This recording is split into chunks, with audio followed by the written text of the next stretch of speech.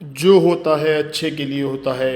ये कहानी है एक राजा की जो मिठाइयों का बहुत शौकीन था। राजा के लिए मिठाई उसके ही राज्य के सबसे अच्छे हलवाई के यहाँ से आती थी। रोज की तरह राजा एक दिन मिठाई खा रहा था।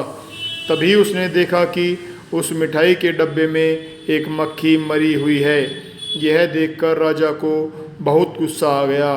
बात तो छोटी सी थी, लेकिन वो तो राजा था, उसके लिए ये कोई छोटी बात नहीं थी।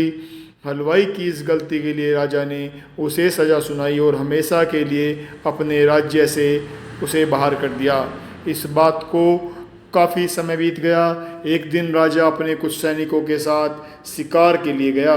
जंगल में थोड़ा अंदर जाते ही उन पर लुटेरों ने हमला कर दिया।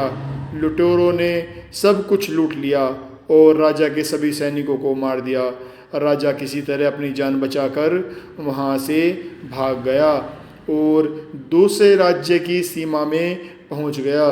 कुछ देर में अंधेरा हो गया और वो राजा सुबह होने का इंतज़ार करने लगा।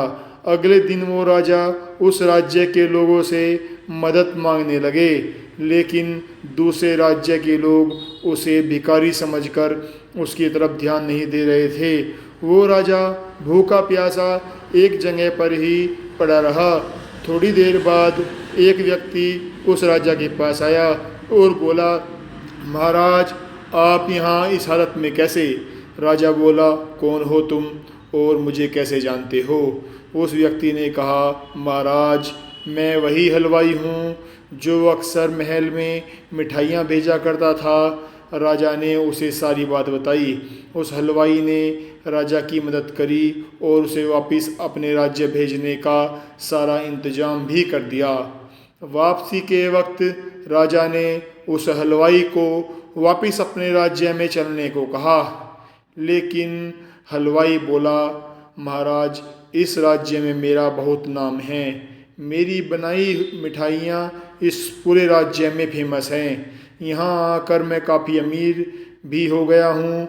अगर आप उस दिन मेरी गलती की वजह से मुझे राज्य से नहीं निकालते तो शायद मुझे ये सब कभी नहीं मिल पाता और ना ही कभी आपकी मदद कर पाता।